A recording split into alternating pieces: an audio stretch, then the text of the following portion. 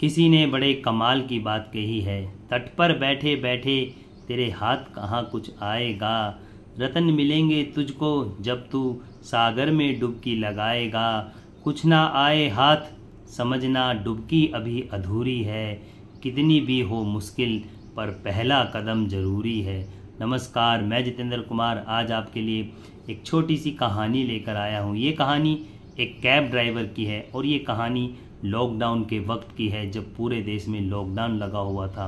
वो cab driver अपनी कहानी में लिखते हैं कि जब पूरे देश में लॉकडाउन लगा हुआ था, सभी लोगों के काम छूट गए थे, बहुत सारे लोग बेरोजगार हो गए थे, कितनी सारी कंपनियां बंद हो गई थी, तो हमारा भी कैब का काम बंद हो गया था। तो मैं जैसे तैसे करके अपने गांव वापस चला गया था। गांव में जाकर रहने लगा। धीरे धीरे जो मेरी सेविंग थी वो सारी सेविंग मेरी ख़त्म हो गई थी। अब मैं पैसे के लिए बहुत ज़्यादा परेशान हो गया था। तो मैंने अपने यार दोस्तों को, रिश्तेदारों को, बहुत सारे लोगों को फ़ोन करे, लेकिन किसी ने भी मेरी मदद नहीं करी। बहुत सारे लोगों ने तो मेरा फ़ोन ही नहीं उठाया और कुछ लोगों ने फ़ोन उठाया तो उन्होंने भी साफ साफ मना कर दिया कि हम इस वक्त में आपकी कोई मदद नहीं कर सकते। कुछ दिनों बाद मेरे पास एक फ़ोन आता है और सामने वाला व्यक्ति कहता है कि भाई साहब, आप मुझे अपना अकाउंट नंबर दे दीजिए। मैंने उससे पूछा कि आप कौन हो, मैं तो आपको जानता नहीं, आप मुझे नहीं जानते, आप मेरा अकाउंट नंबर क्यों मांग रहे हो। तो वो कहता है कि आप अकाउंट नंबर दीजिए, मैं आपके खाते में कुछ पैसे डालना चाहता हूँ। इतना कहकर ही वो फ़ोन काट देते हैं।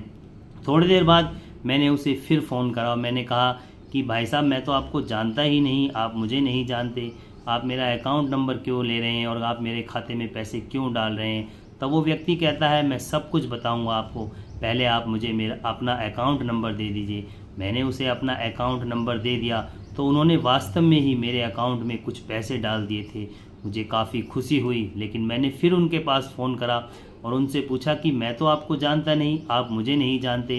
बोला ऐसे मुश्किल वक्त में जब मेरे अपनों ने मेरा साथ नहीं दिया, मेरे यार दोस्तों ने मेरी पैसे से मदद नहीं करी, ऐसे वक्त में आपने मेरी पैसे से मदद करी, आखिर क्यों, आपने क्यों मेरे खाते में पैसे डाले। तब वो व्यक्ति कहता है कि आप मुझे भूल गए होंगे, लेकिन मैं आपको पूरी ज़िंदगी नहीं भूल सकता। एक बार आपको याद नहीं होगा, एक बार मुझे इंटरव्यू देने के लिए दिल्ली जाना था और मैंने आपकी कैब बुक करी थी। मैं रेलवे स्टेशन के बाहर आपकी कैब से उतरा और जल्दी मुझे इतनी थी कि मैं जल्दी रेलवे स्टेशन के अंदर चला गया। अंदर जाने के बाद मुझे ध्यान आया कि मैं अपना फ़ोन तो आपकी कैब में ही भूल आया हूँ। मैं जल्दी भागकर वापस आया तो देखा जब तक आप निकल चुके थे। मैंने कुछ नहीं सोचा, बस आपको उल्टा सीधा मन में कहना प्रारंभ कर दिया कि ये कैब वाले तो ऐसे ही होते हैं। फ़ोन देखा नहीं कि मन में बेईमानी आ गई और फ़ोन लेकर मेरा चले गए। इस तरह की बातें करने लगा, क्योंकि मेरा उस समय दिमाग इसलिए भी ज़्यादा ख़राब था कि एक तो मुझे इंटरव्यू देने जाना था दिल्ली में, उसके लिए मैं लेट हो रहा था, और दूसरे वो फ़ोन मेरा बहुत महंगा था, उसमें मेरे बहुत सारे इम्पोर्टेंट डॉक्यूमेंट्स थे और मेरे बहुत सारे इम्पोर्टेंट नंबर थे, जिसकी वजह से भी मेरा दिमाग ख़राब था। इसलिए मैंने दिल्ली जाकर इंटरव्यू देने का प्लान भी कैंसिल कर दिया। मैंने सोचा कि जब घर से निकलते ही सुबह सुबह मेरे साथ ऐसा अपशगुन हो गया तो क्या ही मेरा इंटरव्यू होगा, इसलिए मैंने वहाँ जाना कैंसिल कर दिया और आपको उल्टा सीधा कहता हुआ, आपको गाली बकता हुआ वापस अपने रूम की तरफ चल दिया। जब मैं वापस अपने रूम की तरफ जा रहा था और रूम पे पहुंचा तो देखा वहीं पास में ही पड़ोस में एक कैब खड़ी थी। उस कैब को देखकर मेरा और ज़्यादा गुस्सा फूट गया। मन ही मन में कि कहने लगा कि ये कैब ड्राइवर सारे ऐसे ही होते हैं, सब लोग बेईमान होते हैं, ऐसे ही बेईमानी करते हैं। इनकी गाड़ी में कुछ सामान छूट जाता है तो ये लोग ऐसे ही सामान को लेकर चले जाते हैं, कोई जिम्मेदारी नहीं निभाते। इस तरह की बातें कर रहा था और मन में सोच रहा था कि ये कैब भी किसी मेरे पड़ोसी ने बुक करी होगी, उसके साथ भी कहीं ऐसा ना हो। मैं ऊपर रूम की तरफ जा ही रहा था, तभी आप कैब से निकल कर आते हैं और मेरे हाथ में मेरा फ़ोन दे देते हैं। मैं बड़ा खुश होता हूँ। तब आप कहते हैं कि मुझे तो यहाँ काफ़ी देर हो गई, आपका इंतज़ार करते करते आपका इंतज़ार कर रहा था। मैं सोच रहा था कि आप इस फ़ोन पर कोई फ़ोन करेंगे, लेकिन आपने कोई फ़ोन भी नहीं करा और इस फ़ोन में लॉक लगा था, जिसकी वजह से मैं भी किसी को फ़ोन नहीं कर पाया। तब वो व्यक्ति कहता है, हाँ, मैं काफ़ी परेशान हो गया था, इस वजह से मैं भूल गया कि मैं किसी का फ़ोन लेकर इस फ़ोन पर फ़ोन भी कर सकता था, लेकिन मैं फ़ोन नहीं कर पाया।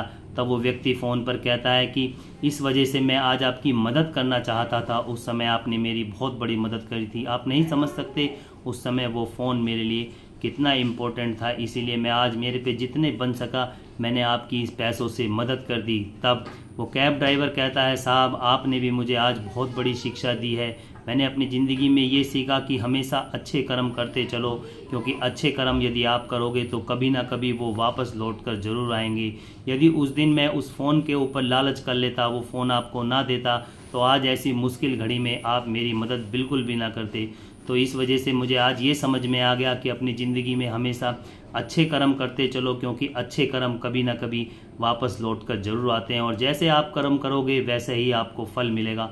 तो दोस्तों, ये छोटी सी कहानी हमें यही शिक्षा देती है कि हमेशा हमें अच्छे अच्छे कर्म करने चाहिए, क्योंकि अच्छे कर्म कभी ना कभी वापस आते हैं और बुरे कर्म भी वापस आते हैं। कर्म हमेशा हमें ढूंढ लेते हैं। जिस तरह से हजारों गायों के बीच में भी एक बछड़ा अपनी माँ को ढूंढ लेता है, उसी तरह से कर्म भी हमें ढूंढ लेते हैं। अब ये डिपेंड करता है कि आपने कर्म हमें अच्छे की वजह से ढूंढ रहे हैं या बुरे की वजह से ढूंढ रहे हैं। इसलिए हमेशा अच्छे कर्म करो ताकि आपका भविष्य में कुछ बुरा ना हो सके।